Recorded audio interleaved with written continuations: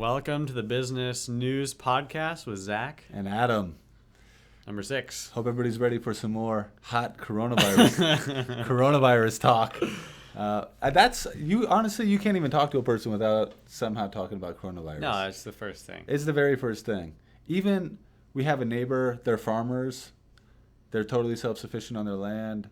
They homeschool their kids. They don't take regular medicine. They do homeopathic medicine. They're really unique people. They're actually great people. And they don't watch the news. They don't have TV. Do they let their kids just eat the grass in their yard? And My wife is always wanting us to wash our hands. She's always wanting us to wear a sweater when we go out. Right. Those guys are totally free spirits in that regard. Free range. Their kids just run around barefoot in mud. They just grab grapes that have not been washed off of a plant and eat them. The mom doesn't make them wear a sweater in cold weather, and those are the healthiest, most robust kids.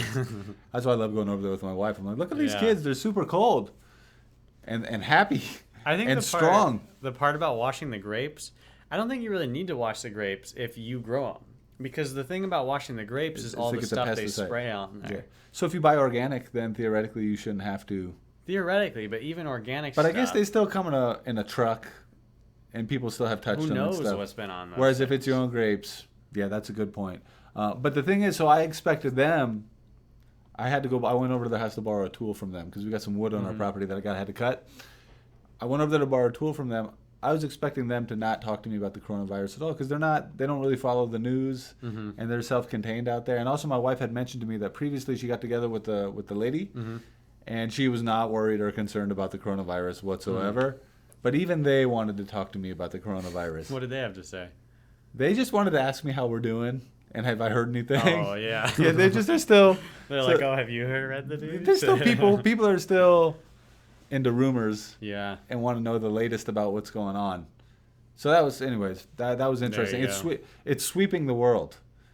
On a side note, the tool that gentleman gave me, so it was the husband. I went over to meet with the husband. He's a pretty cool guy. And I went over there, and he gave me this super small tool because he didn't realize that we cut down a big 100-foot cedar tree, and we have it hanging out in our yard. And he gave me this little handheld saw, thinking that that's what I needed. He was off base, but it was it's the thought that counts. He was trying to help. Does he not believe in power tools or something? They're not Amish. He had a chainsaw. He did not want to loan me his chainsaw. Chainsaw would have been better. I described the situation. I described the situation to him. Yeah. He said, "Oh no, that would probably be a job for my chainsaw." And then, 10 seconds of awkward silence. And he's like, "Here." And I realized he didn't want to loan it to me. Yeah. So I didn't push the issue. I'm like, "So are you gonna loan it to me?" No, I didn't do that. He said, "Let me come on over and take a look at what you got."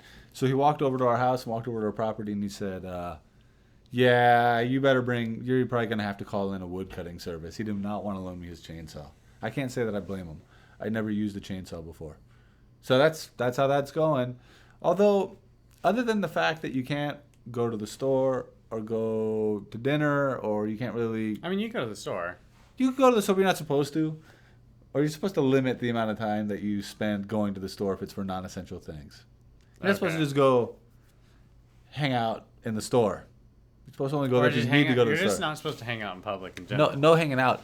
No lingering. No loitering. But other than that, life doesn't feel that much different. Do you think it does? For me, it does, because I'm used to being out a lot. Yeah, going out doing preaching work. Home. Yeah. A lot. Are you walking? Are you going out and taking walks? I go out. I take walks, 2 a day. It's been nice, that part. I feel like you almost could do your regular preaching work if you were allowed to, Because you don't really need to get that, or do you need to get right up in a person's face? I mean, you talk to them. You literally talk to a person, and you're not supposed to. That's the whole point of the social distancing. You're not supposed to even be close enough to talk to a person? Here's how it is. You're supposed to assume right now that everybody has coronavirus. Okay. And how does that manifest itself then? How close are you allowed to get to a person? 6 feet. 6 feet? But we're sitting right next to each other. I know. So I hope you don't have coronavirus. I might. I don't know. I might have it. You don't know if you have it, right? But here's the thing: we've been together every week, and we haven't been getting sick. That's a good point. And it's been a month now. And I only come here to the office. I sit in the conference room, and then I just go home and hang out with my family. I really don't see same. It's been my family any other people. You know what's been kind of awesome? I don't want to be, what would be the word, insensitive, but you know what's been kind of awesome? I usually have to drive around and meet with people in person. Yeah. And now it's all just Zoom meetings. It saves so much time to not have to actually drive around and meet with people in person. Zoom has really come through in this whole... Zoom is pretty solid service. It works pretty well. It does. Yeah, all right. Shout out to Zoom. How come no other companies have figured it out like Zoom has? I think there are a bunch of other ones. But why does everybody use Zoom? That's a good question. It's branding. It's just branding. Because, like, for example, Skype is an alternative. Skype, essentially... I hate Skype. But why do you hate it? It's clunky and slow and dumb. But it does do essentially the exact same thing that Zoom does. You can just do a video call. But I feel like Skype is, like, heavier. Do you? Like, it's slower. No. Zoom is faster. Okay. Some of the other ones, I'm trying to think, what are the other screen sharing services? I don't remember. But there's other ones. I think you can use, FaceTime doesn't do screen sharing. And plus, everybody has to have Apple devices. So, in-house, we use Teams. And I think Teams is awesome. Teams really, to me, gets the job done. But you got to get licenses for everybody. Yeah, it's not the same as Zoom. The good thing about Zoom is only one person has to have a license. The person who owns it, who's hosting the meeting, has to have a paid license, but then everybody else can just come to the meeting for free. Right. I think, right? Isn't that right? Mm-hmm. Discord. My friends and I use that for games and stuff. Are you still doing quite a bit of gaming now that you have more time? Oh, yeah. Tons. You are? Yeah, it's been fun. Man, my wife's got me doing heavy yard work. heavy yard work. For those that are checking out the video, that's a blister on my hand. Nice. I had to... That's really an attractive... That's the thumbnail. An attractive image. So we have a pretty good-sized hill in our backyard, and I dug out terrace steps into the hill behind our house over the last 3 days. So that was heavy digging. Yeah, I'm glad I didn't have to do that. But I realized something. I've always traditionally hated yard work. Where do you stand on yard work? I prefer not to. Do you hate it? I don't hate it, but it's like one of the last things I feel like using my time for. It's pretty boring work. It is pretty boring work, especially digging. I mean, it's so repetitive. And I noticed when you throw a shovel into the ground to try to dig out a big scoop, there might be a rock in there. And if you hit that rock, it jars your shoulders. It's super high impact work. So my shoulders and my elbows were like pretty beat up, more than my muscles. But on the other hand, a couple of days for work-related issues, because have gone through some pretty big changes here in our business. Great, good changes, but they've made me nervous and a little bit anxious. And a couple of mornings I woke up feeling pretty anxious. I just had some nervousness in me. I just wasn't feeling totally great about what was going on. But I went out there and started doing some yard work, and it actually was a good stress reliever, just getting that energy out of me. Yeah. And for sure. I notice a lot of times when I start to get a little anxious or a little bit antsy, it's when I don't have anything to do. Like during the week, there's always a lot of action, and I'm busy, and I'm working on things, I'm making progress. Any kind of problems that I have, it's not a big deal because I get to work on them. I get to try to resolve them. But when the weekend comes and I'm just hanging out with my family, I love hanging out with my family, I can feel I start to get a little bit tense. Because I know that the problem just starts to spin around. I'm just there's still issues that have been unresolved, but I'm not working on fixing them, and they're just kind of sitting there idle. They're looming, and I'm not doing anything about it. And usually, when Monday morning comes around, I jump out of bed. I'm ready to go. A lot of people say they got the case of the Mondays. I'm the opposite. Case of the Fridays. I can't wait for Monday. Yeah, I get like the case of the Saturdays. Case of the Saturdays. Well, I just walk around like a little bit anxious because I know there's stuff that needs to be done, and I'm not doing it. So. Yard work was actually a pretty good antidote for that. Nice. It was good. So if you ever get into a tense state, one other thing, I read a book about John D. Rockefeller called Titan. Very good book. Nice. Are you interested in the lives of famous business people? Do you like biographies? I don't think I've ever... Well, I've read Jocko Willnick's books, but that's it. Yeah, those aren't biographies. Those are books on leadership. So I got nothing. But those are good books. You like those books? Yeah, I did. Yeah, those are good books. Those are good. A great one to start with if you ever decide to get into that. You know what I'm going to say? I've mentioned it to you a couple of times. Shoe Dog. The Phil Knight story about Nike. Such a good read. But one thing that John D. Rockefeller did was he in his time, he was the richest person. Actually, they say he was probably the most wealthy person in the history of the United States. If you take considering what dollars were worth back when he was alive and running his business, they say he would have been worth like $400 billion. He essentially monopolized oil for a long time. Of course, oil. The funny thing about oil back then is it wasn't for cars. It was just for burning lamps in people's houses. Really? Because they didn't have electricity.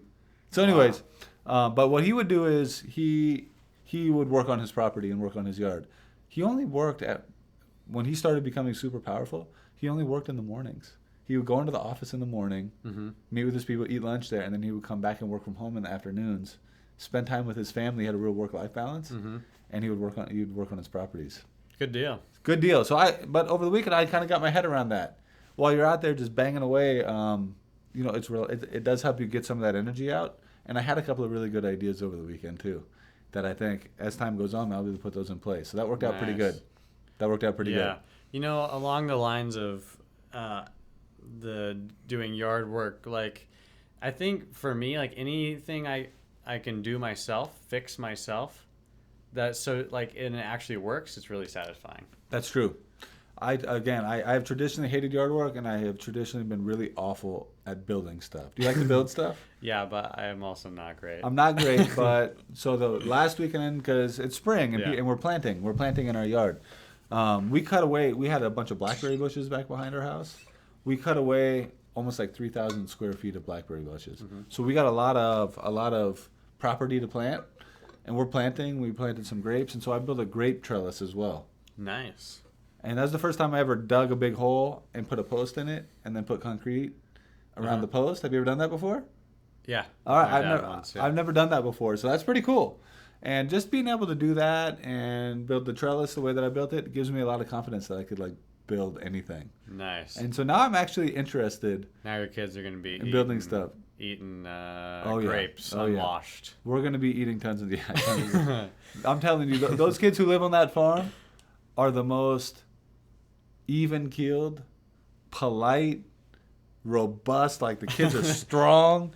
Nice robust hips. And thoughtful. He had the robust hips from the last episode. Very thoughtful kids. Like, I really like those kids. Nice. There's something really good about that family. It's nice to see a family that isn't typical. That's doing their own thing. Whether you agree with exactly all the stuff that they're doing, but it's just nice to see a family that's got a unique conception of themselves, and they're not worried about what anybody thinks. They're just living the exact life that they think is the best way to live. I have a cousin that has a family like that. They live out in the sticks, and it's pretty cool. They're hard workers. They're very different than most families. Are they a good family? Yeah. Yeah. And they sell coffee beans at farmers markets. That's like their main That's job. Cool. And the kids work with them? Yeah, their kids help them do everything. There's something good about that. I'm kind of into that. I kind of like the idea of that. We'd probably be somewhere in the middle. Isaiah just hitting the books accounting. So my youngest son Levi, the 4-year-old, he's already said, we're going into business together. I'm your partner. Really? He already told me, yeah. Isaiah at first was saying, my oldest son, my 7-year-old, he's like, I'm not interested in business at all. I don't want to do accounting. He said he wanted to be a teacher. But I don't know. What did you want to be when you were young and growing up? Anything but a salesperson. Yeah. Because that's what my dad did. Yeah. Has he always been in sales? He was in painting for most of his life, but he's been in sales for like 15 years. How's it going with him in sales right now? This whole thing's got to be pretty rough. Loan officer thing. Oh, yeah. How's that going? Good. He was going to do the test pretty soon. Okay. Is he going to get with Home Street Bank, you think? I know. No, he's probably going to work with a friend of ours. A friend. He's going to be great at that. Because he's already got like he's got some construction experience. He's called on a whole bunch of properties.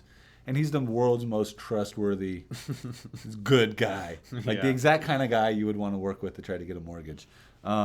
Is he good at Is the math part of it going to be a problem for him? It might be. He doesn't like that part, but all right, he'll still figure it out. I'm sure he'll be able to figure it out. Yeah, it'll be good. One other thing I wanted to just mention is that we got a ton of business clients. This is for any business owners who might be on LinkedIn checking this out, or who might be listening. We got a bunch of business owner clients. We're starting to get emails from people who are really, really suffering from what's going on in the economy. Especially we got a dermatologist client who said that his business is down like $60,000 a month. And so what we had to do for him was defer. He wants to keep using our service, but he asked if we can defer his payments indefinitely until his business picks back up, and then he'll pay us everything back all at once. So that's real. That's from the front line. That's really happening. We also have a client who owns a pizza restaurant who had a different take. She said she's still doing the takeout business. Takeout, yeah. But now she doesn't have so many people working on staff because the dine-in business is all gone. And she said her business is actually making more money than she was making before with less work, and she actually likes it a lot more. And it turned out good. So things are definitely going to be changing in the economy. From all of the experts that I see, they say that this is going to have a long-lasting and devastating impact on the economy. Maybe not just the coronavirus, but the fact that it has sparked off a recession. And that's going to lead to a lot of change, but that shows some people are really going to suffer. And if your clientele are the people that are suffering, you're going to have to make some adjustments to be able to help them see it through. You don't have to lose your clients, though. And also, there's going to be people who, if they just change up their business model, will be able to weather the storm and actually might even be able to grow their business during these times. So I definitely think we're in a time of huge economic change. It sure feels that way. It seems that way to me.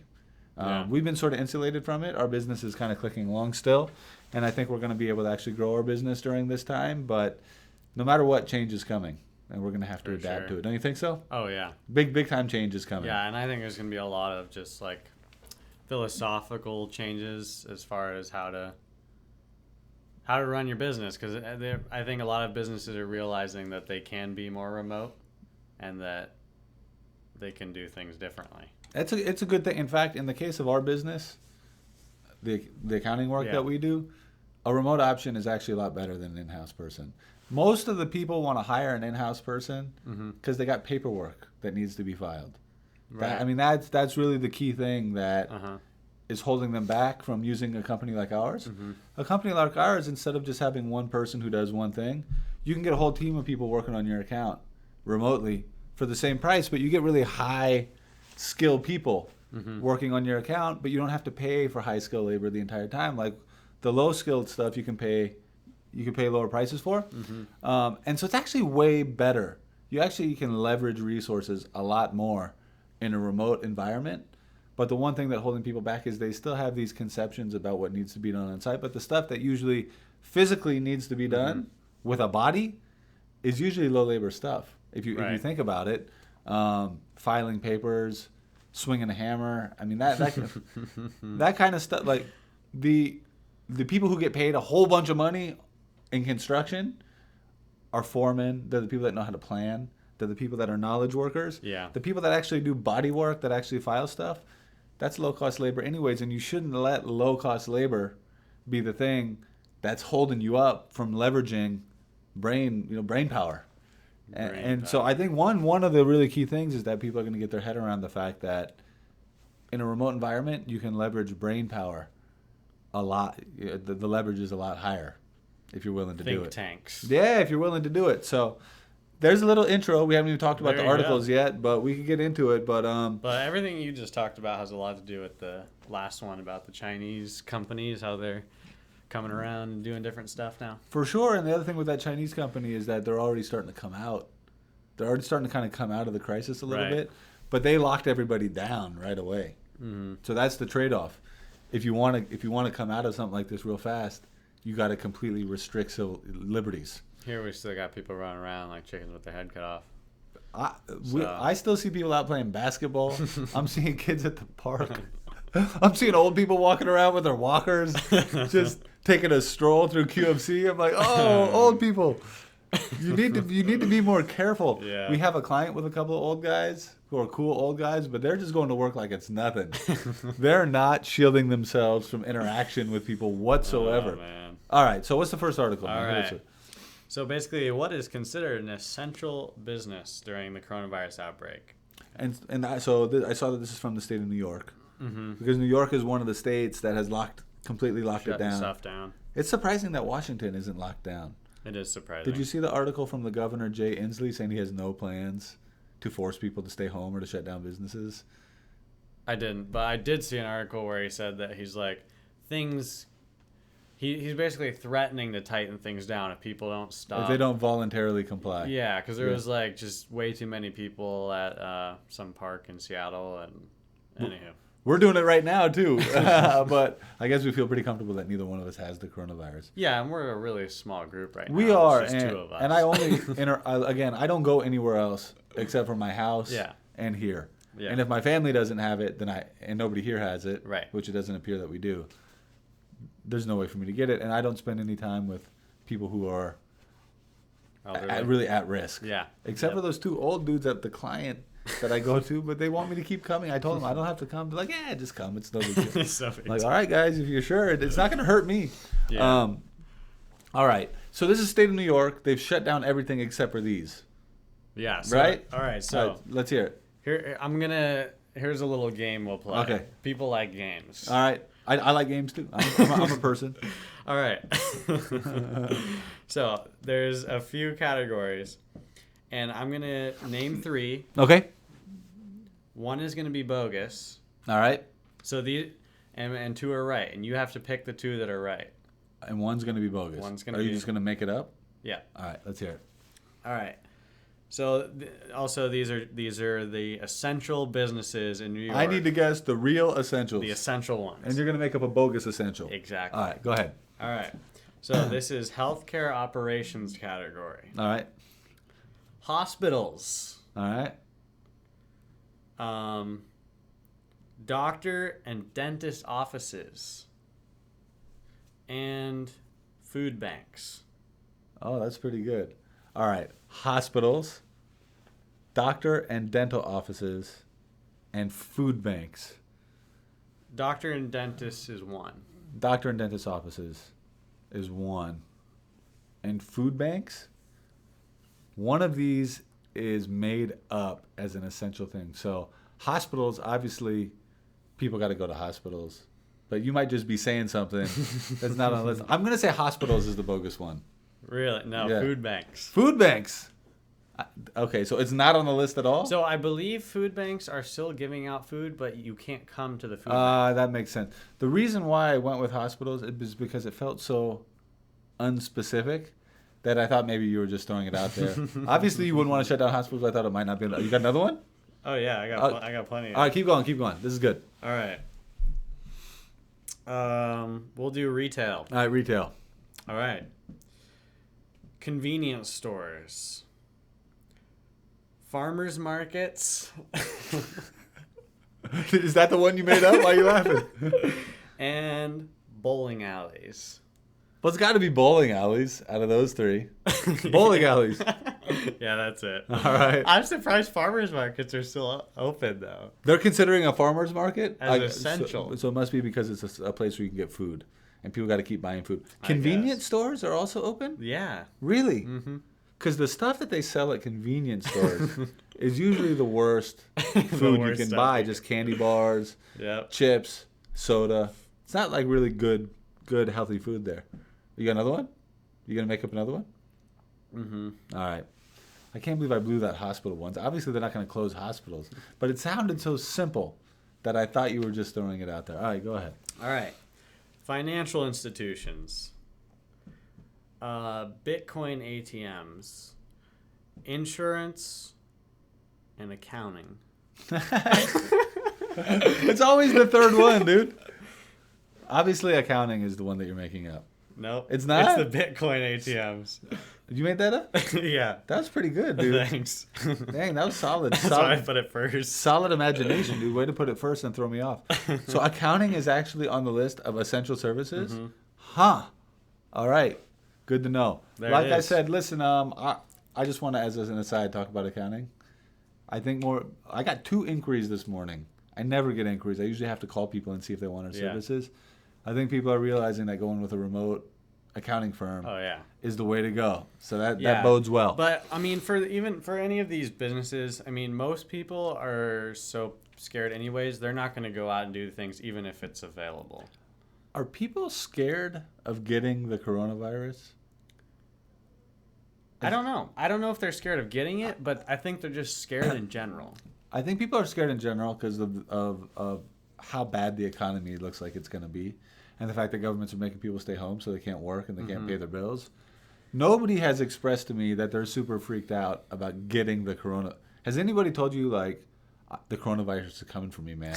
It's going to take me down. No, actually, nobody is. It doesn't seem like anybody's actually scared of getting the sickness. If anything, they're scared of giving it out.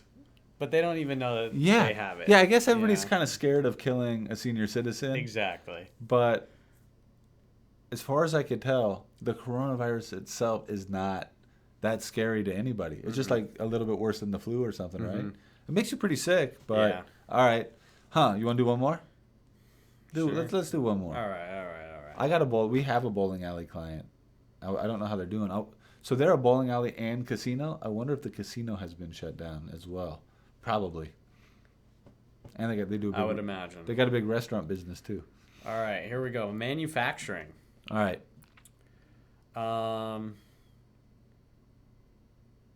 Chemicals. Just chemicals? That's it? Just broad chemicals? Yeah. All right. Just chemicals. All right. Paper products. And we got some dead air. Juice machines.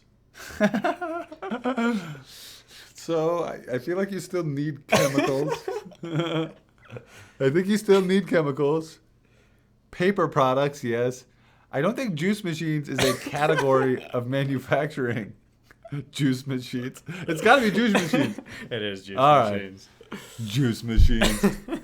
Anyhow, all right. Well, so there you go. If you're in New York and you're in the chemicals business or paper products, so paper products is considered essential, and so the paper product businesses are still open. People, stop buying all the TP. That's to me, that is one of the most befuddling. I love that word. Yes, befuddling. It's befuddling that people are making a run on TP. Do they think that the coronavirus is going to cause TP to disappear and not be produced anymore? I've heard two theories. All right, let's hear it. First one is that China is a big manufacturer of toilet paper. So do we import toilet paper? Yeah. A lot of it? Mm-hmm. Oh. But I'm pretty sure they could make toilet paper here. Just going out on a limb here. I want to see that. Can you? Well, we'll have to go. We'll look it up. You know what? The other theory is that panic causes stomach issues. But there's always been a surplus of toilet paper, as far as I can tell. Right? Have you ever? I've never run out of oh no, they don't have any toilet paper left at the store. Ever, and they got it everywhere. You go to the gas station, and they keep refilling the stores. It's not like the stores just stop getting refilled. So probably what's going on, because they're taking it so fast that the factories can't keep up with all of this TP consumption. Mm-hmm. They got to get the raw materials to keep making it, but it's hard for me to get my head around what the rationale is. All the panic buying is totally unnecessary. Because I know. Because the coronavirus isn't going to make plants stop growing out of the ground, you know? So what does it say? Oh my goodness, look at this. This online toilet paper calculator will tell you just how long your supply will last. Huh. So you got to put in how many squares you use for each toilet paper you use? Well. Or is it an average? We don't need to get into it, man. Pulp comes from Canada and the United States. I don't know why everyone's... Yeah, we're in the wood. We got all the trees, man. We got trees in the backyard. Yeah, Adam just cut one down. He's going to start wiping himself with that tree. Worst case scenario, is all the paper towels getting bought up as well? A lot. I don't think they're running out as much. But paper towels? I mean, worst case scenario, you can figure it out. Because you'd have to. If you don't have TP, I mean, you got to do something, right? See if you shower, buy a bidet. A bidet would probably actually be better. Shower? Yeah. But then you get feces all up in your shower, dude. You can't just go straight to the shower. Yeah, you can. What? Yeah, lots of people do. Really? Yeah, ask your farmer friends. No, I don't want to ask them. I don't want to know that. That reminds me of a story of when we were in Peru. We went out to this farm. We were in Peru because we have a project where we buy cocoa beans in Peru. And so I was in Peru, and we went and visited some friends who lived on a farm, and they don't have a bathroom. They're pretty poor. They basically just live under sticks with a like a shanty. It's kind of like a shanty. Yeah. Being out in that shanty actually makes you realize you could live just fine out in a shanty. They got a pretty good life. They seemed happy to me, and their stove is just cinder blocks. Mm-hmm. They just put wood up on the cinder blocks, and they just stack up cinder blocks to put enough distance between the fire and the dish, and they cooked a delicious meal for us. And so while I was over there, and they had a hammock. I fell asleep in that hammock. Nice. Yeah, it was pretty hot. Hammocks are good. Yeah, hammocks are good. Well, I don't even have a hammock. They got hammocks and stuff. I think we should just put hammocks everywhere. Hammocks are a pretty good deal. They're comfortable. They kind of sway you to sleep. We're getting off track. So I was out there on that farm, and I said to the guy, "Hey, where am I supposed to go to the bathroom?" He said, "Follow me." And he starts walking out super far away. Mm-hmm. And he just like gave me a shovel, and he gave me a roll of TP. I wonder if they still got TP out where he lives. Probably. Those guys are more practical. So he gave me, and I said, "I don't need to do that." He said, "What? You don't need to do that?" He said, "Just go behind the house, man. Why'd you bring me all the way out here?" So those guys are a lot less, what would be the word? They're a lot less finicky about bathroom stuff. I think Americans are pretty sensitive about bathroom talk. People in other cultures aren't so much. They don't really care. But anyways, I still don't like the idea of going straight into the shower. No, dude. That's crazy talk. Even the bidet feels weird, a little weird. Yeah, that's weird. Don't you think it's a little bit weird? Yeah, it is weird. Because you still have to dry yourself off afterwards, right? Or do you just pull your pants right up? Just wet? I don't know. I've never done it before. I wouldn't want to do it. I've been in places where they had a bidet next to the toilet. So I guess you got to like transfer yourself over to the bidet. You know what I'm saying? Yeah, there's a transfer process. Or is the bidet part of the toilet? No, it's always just a wash off airspace. So then you got to go from the toilet straight over down to the bidet. I do not care for that whatsoever. And also, if you're talking about getting into the shower, I don't care for the part where you got to actually get up and like walk over to the shower, right? That's not cool. Is Garrett still listening? Did he hear the shout out? He did. Garrett, can you get to us and just let us, if you just give Garrett all this work. He's our best listener. I give him more. He never does it. But Garrett, if you're listening, maybe do a little research, not about the bidet thing, but about where does the United States get most of our toilet paper from. I don't think we import it. All right, Garrett, thanks for listening, man. I hope he told his friends last time. Do you know if he did? I don't. We got to put the pressure on Garrett. All right, how do you know Garrett? Football. All right. He's a pretty good player? Mm-hmm. Is he? Yeah, he is. Good. You kind of have to say he is. No, but he actually is. He is. All right. Nice. All right, what's the next article, man? Next article. Netflix is reducing the quality of its streams in Europe to avoid straining the internet during the coronavirus outbreak. So is Amazon. What's Europe's deal? I mean, they can't handle anything, apparently, as far as internet. What do you mean, what's their deal? Like, why is Europe saying, "Oh yeah, Netflix, Amazon, please lower your bandwidth"? So here's what's going on. I mean, it's happening here. I think it's happening in the area where we live too. All the people, for example, that used to go work in Bellevue. Bellevue's like a big city. For anyone who's not from the Seattle area, Bellevue's a big city. It's got the infrastructure specifically to handle a lot of data, Right. A higher data rate. Mm-hmm. Out where we live, where it's more residential, where people spend less time on their computer. I mean, they still spend a lot of time, but in Bellevue, you got huge office buildings, and everybody's on the internet at the same time. But when you come out to the residential areas where people are only like for 3 or 4 hours during the day, the infrastructure is a lot lighter. It's built to handle a lot less. And now that people are spending so much time in their house on the internet, it's overwhelming the bandwidth. I think that's what the deal is. Mm-hmm. And so I think something similar is happening in Europe. Yeah, but like, why has Europe asked Netflix and Amazon to lower it? There's the amount of data it takes to stream something, but not anywhere else. I don't know the answer to that, but I will say one thing about European governments. The European governments are a lot more proactive about asking businesses to do stuff that helps everybody. Here in the United States, we're a very capitalist economy. Uh-huh. The government does not like to ask business to do stuff. And business is a lot more resistant to working with the government to make stuff happen here in the United States. Makes sense. But it would be good if they did that because, for example, here in the office, the internet is pretty slow right now. And I don't think I've had a problem at the house, but something like that should be looked at probably here in the United States as well. Have you noticed any issues with Netflix? I haven't. I haven't noticed any either. Or Amazon Prime. Mm-mm. I started watching a super good show on Netflix. What's it called? I think it's called Self-Made. Have you seen the I haven't seen Oh it. man, that's a good one. That's a good one. It's about this black lady. She's an entrepreneur, Uh-huh. and it's a whole story of how she built up this hair product business. Nice. It's really very solid. Did you ever see the movie? Is it called Help? About all the black maids? Mm-mm. No. Anyways, it's very, very good. If you're interested, do you like shows and movies about business? Do you like Shark Tank, for example? I like Shark Tank, yeah. No, you would probably like this show. It's not like Shark Tank at all, but I think you might like it. Yeah. Have you found yourself watching a lot more Netflix No. or playing a lot more video games?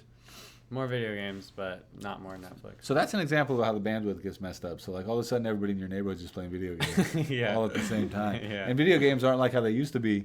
You're always on the internet playing video games, right? Uh-huh. Are you? Yeah. You don't just play localized. No, it's with friends. It's always with friends Yeah. online. Yeah, video games have changed.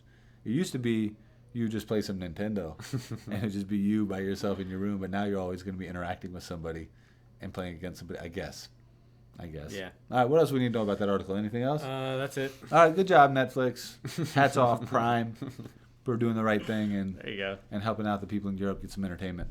There you go. Jeff Bezos, man, he's a busy guy. He's always doing all kinds of stuff, huh? That guy's he's a busy guy, and again, I love that. I love the shaved bald. I wish I could shave my head.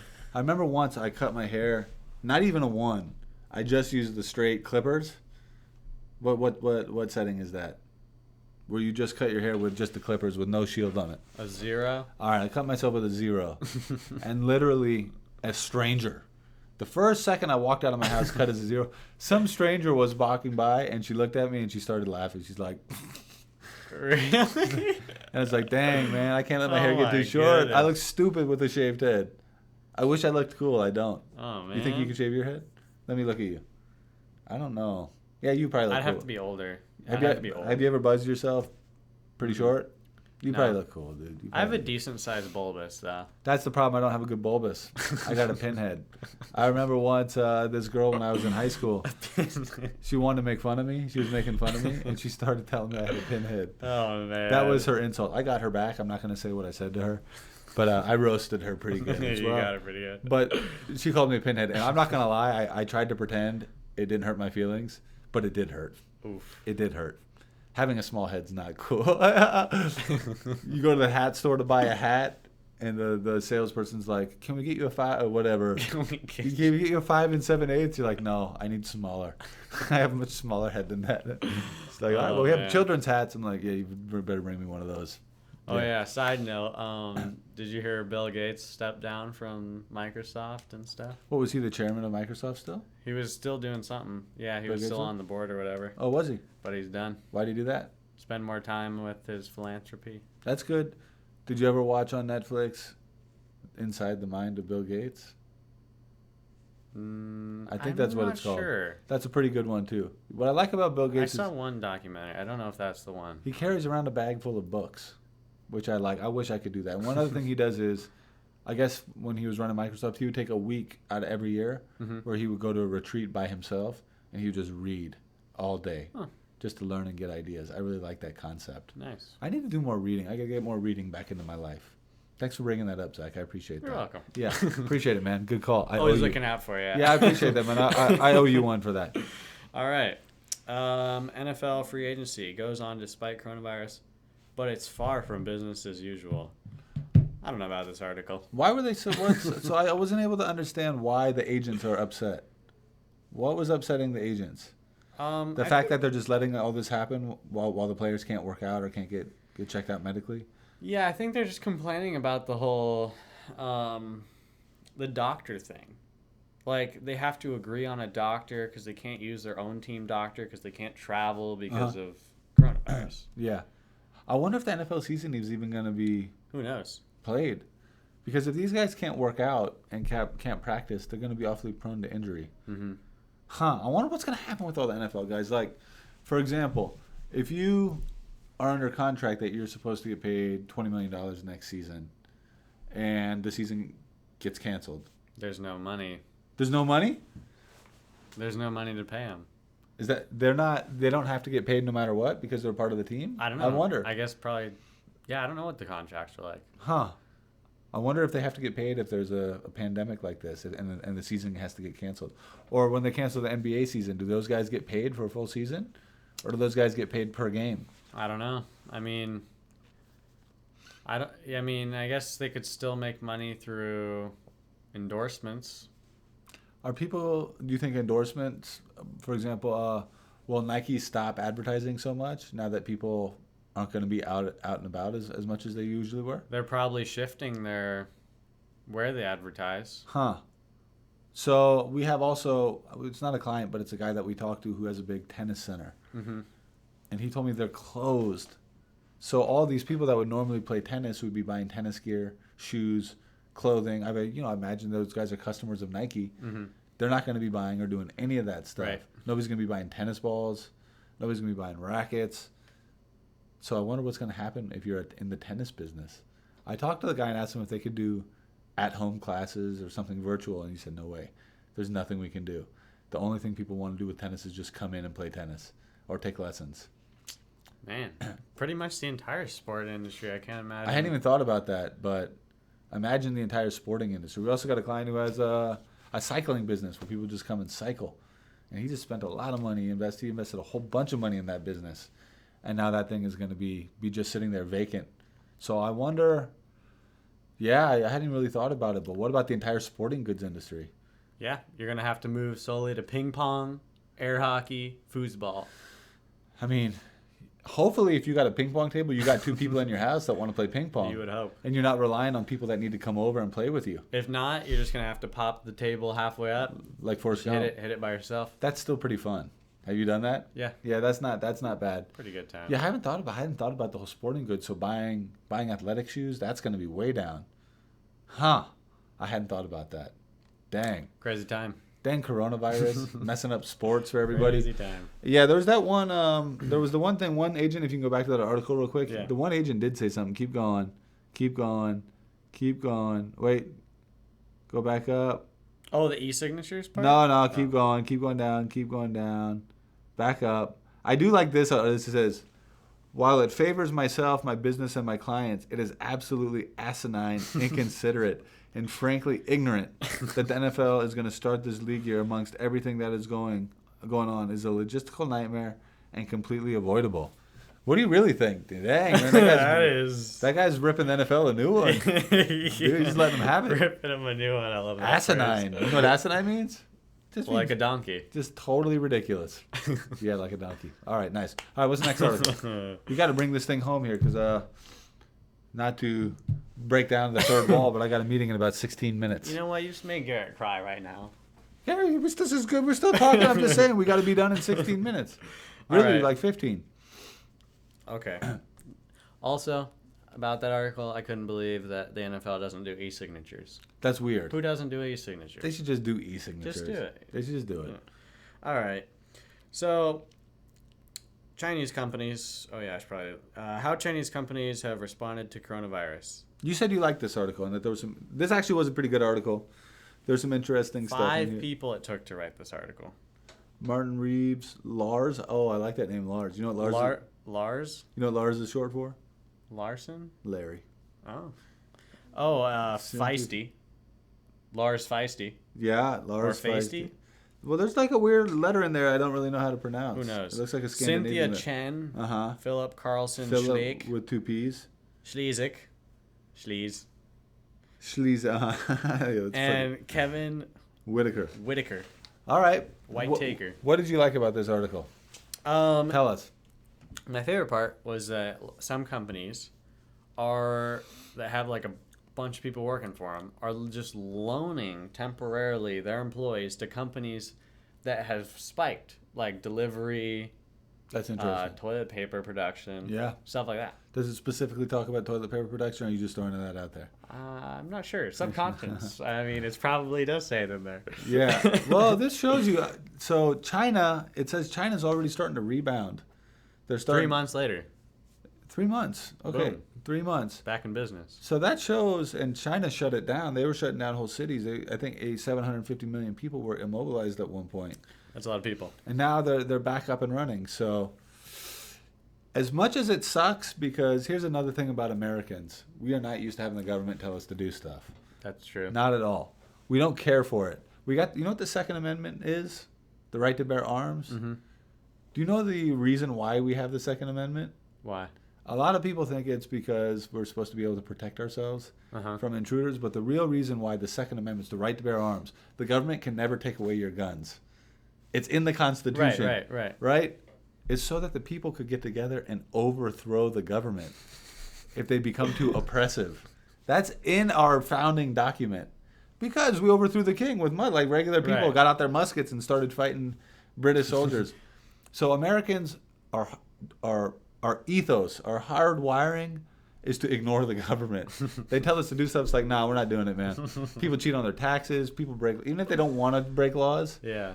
People just break laws if the law seems stupid. Yeah, that's interesting. Yeah. Because the government was basically built off rebellion. It is. So it's built into the Constitution that you can rebel if you want to. It is. And that's why... Even though you'll get, Well, you're supposed to have a right to rebel, but the government has a right to sustain itself as well.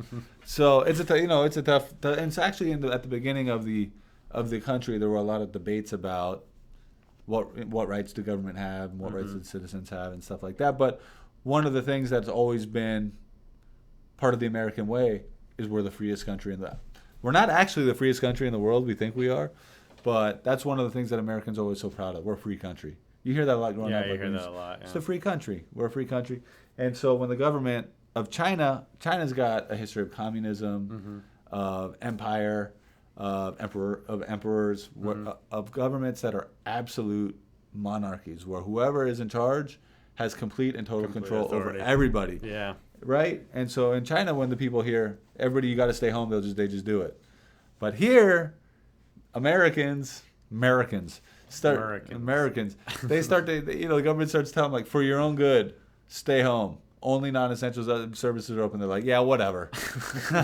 Whatever, dude. They're still going out and buying pizza. They're hanging out at Walmart. Just out playing touch football, just touching each other, and probably playing tackle football, breathing on each other and stuff, doing podcasts. Yeah, but that shows you in China, they shut it down, and they were able to get it back up and running pretty quickly. What else you got there? Rapidly innovate around new needs. So that's kind of what we were talking about at the beginning, at the top of the show. Even though the economy may not be good for what you're currently doing, people still need to consume. People are still going to find a way to work one way or another. And so while the demand may be different, there still is going to be demand for stuff. It'll just be, like you said, a new need. Yeah, so you just got to retool your production to meet the new needs. Spot new consumption habits being formed. Same thing. Same line. Yeah. Well, there you go. There you go. So that's the gist. That's economics. Remember before how I was saying John D. Rockefeller monopolized the entire oil industry? Right. So back in the day, there weren't combustion engines. People just went around with horse and buggies. Right? Buggy. And so all the oil that was being produced was actually just for burning in your house. It was for lamps. It was for lamps and it was for lubricants. Like they still use oil to lube up the axles on the horse buggies, right? Yeah. You need some lube every 3,000 miles. And they had trains, so there wasn't cars yet, but they had trains. But trains were steam engines, so they burned coal. But you still needed to lube up the mechanical stuff. Lube. You're always gonna need lube. Lube. Lube is kind of an easy word to say in a funny way. Yeah, it's pretty good. Kind of like I also heard you say business news. With a W. News. But then at some point there's this innovation in the economy, and now we got all these oil burning cars, and so now the way that you produce oil, the way that you package oil, the way that you refine it and process it, all that stuff has to change to adapt to the new reality. Stuff like that is happening all the time. You must become a pupil to innovation. You like saying pupil, don't you? Yeah. No, but that's true. I mean, and I even got on a smaller scale a story about this. My father-in-law in Peru, in this tiny little town in Peru where he lived, there was no electricity.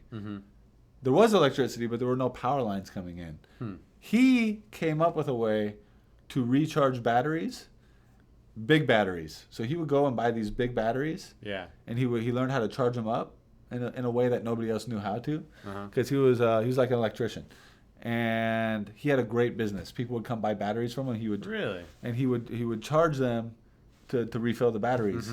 I don't know how he did it, right? Because he wasn't able to plug them in, but he had some way to recharge batteries. He had learned how to recharge batteries, and then all of a sudden, they brought in power lines, and everybody just had electricity in their house. They didn't need his batteries anymore, and they totally put him out of business.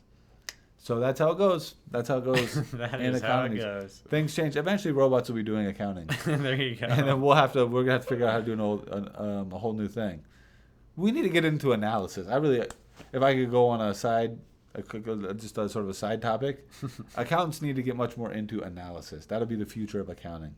Analyzing robots. Yeah, being able to look at the numbers and the robots and just know what's going on in the numbers and in that robot brain. Because robots are going to have artificial intelligence in them, so they'll be able to think. Do you think robots will be able to think someday? Yeah, we'll have one on the podcast. Yeah. He'll just be sitting right here. I hope that dude is not smarter. He'll be smarter, but he'll be like autistic smart or... Autistic. You know what I'm saying? Like the Rain Man. You know what I'm talking about? Yeah, Rain Man. Yeah, like the Rain Man can just spout off thought. Like he retains a lot of information, but he just spouts out numbers. Boom. But there's no nuance. There's no nuance. There's no humor. What if artificial intelligence robots, end up being super funny? Would you like that, or would that upset you a little bit? If a robot was funnier than you, it's good if you can change the humor level. Oh, you can just tune it down if he's too funny. Yeah, watch Interstellar. Yeah, so when you just buy, is that what goes on there? Mm-hmm. So if you just buy yourself with the robot, you turn him up to 10, and he'll just crack you up. But when other people come around and you want to seem like you're the funniest person, then you turn him down to 1. So he doesn't make you look bad. Yeah. I'd hate to have a robot be funnier than me. You're just hanging out with your robot, telling jokes, and he's just like, people are laughing. People are just having drinks with the robot. Yeah, and just the robot's just alone. The robot, alone I would like it, but if you had a bunch of friends over. No, you'd be alone because the robot would be telling jokes. Yeah. And they would abandon you for the robot. So you're over on one side of the room and all these people are gathered around you. The and you're telling jokes and they're just cracking up, thinking you're super funny. But then all the robots start telling jokes and it's just amazing. Just hilarious jokes. And everybody leaves you and just starts to congregate around the robot. That's what's gonna happen in 2030. Dang, you think 2030? That soon? Nah. You remember when you were a kid and people talking about like 20... how the world would be in 2020? 2015. The world's basically the exact same now as it was in 1990. It really is. It's really not that different at all. We got computers and microphones and podcasts and stuff, but they already had microphones back then. But computers was not really a big thing in 1990. Nah. Yeah. But all right, you got anything else to add? That's it. All right, stay safe and stay strong, everybody. Zip it up and zip it out.